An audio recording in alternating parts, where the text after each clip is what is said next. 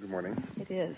I've been working with the methods and everything for a long time now.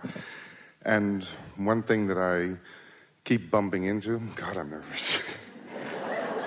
One thing I keep bumping into is the fact that... We want to talk to you about something about nervousness. So, Okay.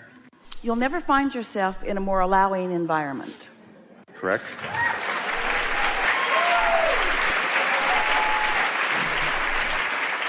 And most of what nervousness is about is having something that you want to clarify and trying to find mutuality with anybody else that might be listening in. And you just got to give that up because nobody's right where you are. And so you just got to selfishly go for what you're going for and expect that you're going to get it. And once you start getting the hang of that, you won't find nervousness. Nervousness is about you wondering about what somebody else thinks. So even though you've come to trust us because you know if we beat you up, it's all in fun.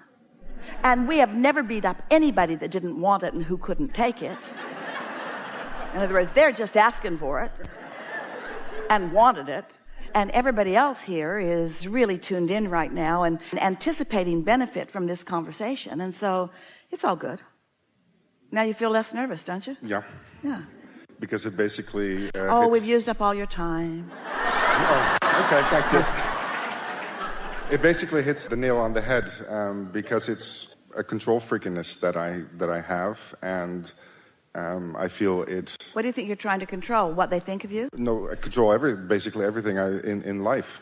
Everything? And that's in my head. That's what I tend to do. And when I see certain things. Well, there's a deliberate creativeness quality to that. You could say that I like to intend and I like to get good results, and there's nothing wrong with that. But where it goes a little wonky is when you feel like you need to control someone's response to you, and you don't. All you got to control is your response to their response.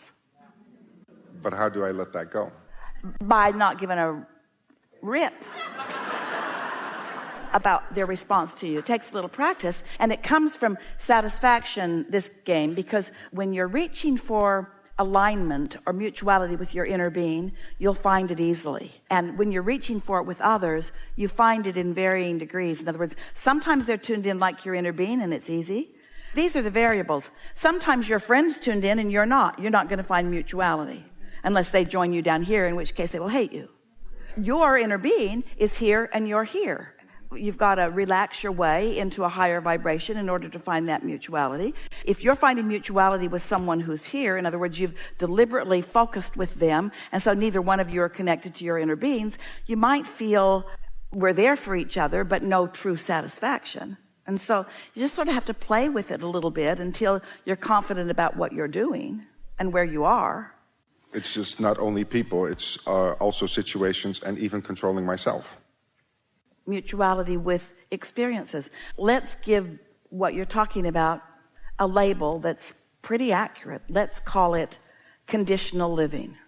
This conversation is about turning thoughts to things, and conditional living is only looking at what's already been turned into a thing, living my life, taking those things, experiences, situations, relationships, piles of money, blah, blah, blah, all that manifested stuff, and putting it in piles of good and bad and right and wrong and wanted and unwanted and trying to control that, as compared to understanding that I'm a vibrational being who wants to control, we'll use the word control because it applies, wants to control my vibrational output. Because when I control my vibrational output, I then control the vibrational input that law of attraction delivers back to me in response to my output. Because I get what I think about whether I want it or not. Conditional living, conditional life, is looking at all the conditions and trying to evaluate through a lot of hard work and effort what's right, what's wrong, and then trying to control the wrong ones and make it more right so that I can just be lazy in my thinking, so I can just be a sloppy thinker. Because right now, if I'm a conditional creator, when I see something that I think is a good thing, I feel great. Good job, people of the world who are doing that. But if I see something I don't want and I feel bad job, segment of people of the world, you need to be different. Hey, other people of the world, want to join forces with me and help me make them be more like you? Oh yeah, because we're conditional. We'd all feel better if everything was just the way we want it to be. Only problem is you want different things. You came with different intentions. Your life has caused you to put different things in your vortex. That's not the path to happiness. That's the path to heavy lifting. That kind of control is hard. You want control of only one thing, your own vibrational output and its relationship to the true leverage of the universe, which will give you a feeling of invincibility and empowerment that gives you the energy that creates worlds that you can focus through you for your masterful creating.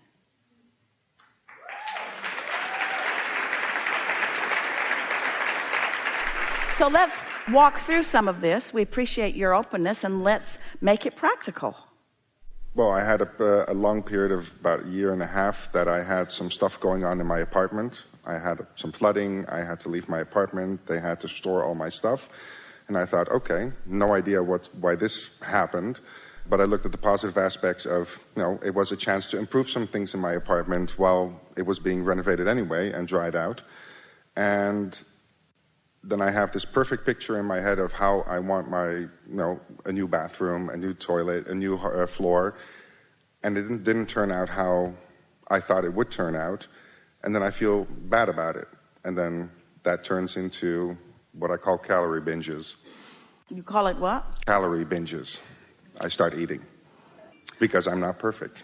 And that's the control that I'm trying, that in my head I can't get rid of. I'm putting up all this resistance and I don't know how to get rid of it. So let's talk about the way you were processing or interpreting the laws of the universe, because you were on track through a lot of that. You experienced some contrast, and in this case it was flooding in your apartment. And you were wise to say, I don't know how it happened. I don't know why I'm part of this. We will say, because you're a creator wanting to gain control of your vibration regardless of conditions. Because trying to control things with conditions, or trying to control conditions so that you can feel a certain way, will lead you down a dead-end rabbit hole. That's not what you want. You want to understand that it's a vibrational thing, not a control thing, and it's a controlling of vibration and only yours, not a controlling of outcomes or anybody else's vibration, because you care about this and you want to know this and you want to master it, and your inner being knows you want that. You attracted a perfect experience in order to cause you to launch some rockets of desires. So you launched some rockets of desires, and you're telling us right here and now that you envisioned a different floor. What was it? What floor did you envision that you wanted, the improved floor? What was it? What was it? What was the floor that you wanted? What was the floor that you wanted? A different color than what I got. A different color of what? I don't get the question. Well, the question is, how clear were you about this floor? Not that clear. Not that clear. I want a different floor. Well, it's different. It is different. You see, things are always changing. But if your vibration doesn't change, then things just change to more of the same. Because everything's always changing. Now, we're just playing with you a little bit, but not that much.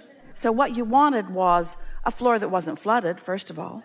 What you wanted was something more substantial. You wanted infrastructure in your apartment that was more steady. Yes? Correct. And did you get that? Yes. So you got the essence of what you want, but you didn't necessarily get all of the details. And so we want to know from you, how much time did you spend thinking about those details? And here's the question that is going to help you give us the answer we want. This is an important thing to know.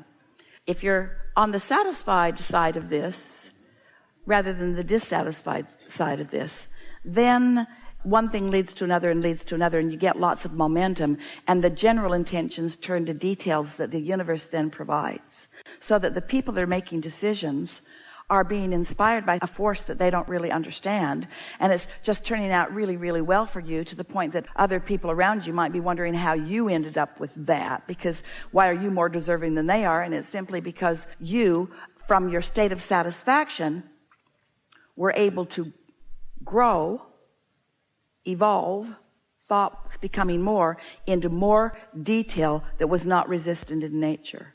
But because you didn't really then know about satisfied and dissatisfied, you didn't stay completely on the satisfied side of the equation. How long did it take them to fix it all up? The first time, almost the 8 first months. Time. And within a month, 8 months. Within a month, I moved back in early December. By mid-January, right after the holidays, I was standing in the kitchen and my floor was wet again. And I just fell down and cried. Let's play with this for just a little bit. During that 8 months, how satisfied were you? Were you satisfied or inconvenienced? Were you satisfied or impatient? Were you satisfied or disappointed? Some of all of it, but where do you think the balance... Inconvenienced the most. Yeah, of course you were inconvenienced. You weren't satisfied. And now think about law of attraction and what you know about it. Law of attraction meets you where you are, and the momentum of it, when you think a thought and you hold it for just a little bit of time, another thought like it joins it. We're talking about seconds, 16 or 17 seconds, and then another, and then another. And once you cross that 68, 69, 70 second mark, now you've got enough momentum going that some different things are coming to you. But most people are satisfied, dissatisfied, satisfied, dissatisfied, satisfied, dissatisfied, dissatisfied, dissatisfied, dissatisfied. How satisfied really were you holding yourself? And it's all right, because in the same way that you attracted the experience in order to be clear about what you want, you really attracted this experience in order to gain control of your own vibration. And so now we're talking about this experience that was very vivid and very real, and we're showing you where you could have got control. You didn't know it then, you know it now. But you could have gotten some control, and you could have stayed more satisfied with a little bit of caring to be satisfied rather than dissatisfied, which is the, for sure, logical way that almost everybody on the planet would go. It is inconvenient to be out of your place, and it's inconvenient to have your place torn up, and it's inconvenient, and then you go down more and more. It's easy to go from inconvenience to they just don't care, to inconvenience to, well, if it was their floor, I bet they'd be harder after it, to inconvenience toward, why don't they get somebody in here that knows what they're doing? You get lots of other things that you worry about in life begin to dovetail with that. And so your satisfaction factor is pretty far away from where you hang out on a pretty regular basis. And so when these thoughts turn to things, isn't it logical that the things that those thoughts turned to were like the way you'd been feeling? You cannot have a happy ending to an unhappy journey. You cannot have a satisfied ending to an unsatisfied journey. You just can't. So, is your inner being wanting to beat up on you for not being satisfied when you could have been? No. Your inner being knows that in every moment of dissatisfaction, you were putting more clarity into your vortex. Way more clarity. And there will be a time of manifestation, not so far from now, when you will realize that all of the details that these experiences have caused you to focus into being are now a reality in your experience. But it is all dependent upon how satisfied you are as you're moving along the bursting into real life. Every single moment is a manifestation. Did you know that? Right now we're having a manifestation. This room is a manifestation. Our relationships with each other is a manifestation. Everything here is a manifestation. This conversation is a manifestation. It's a manifestation of who we are and who you are and who they are as influences. And manifest, manifest, manifest, manifest, manifest, because we're seeing it and we're hearing it and we're smelling it and we're tasting it and we're touching it. This is manifestation.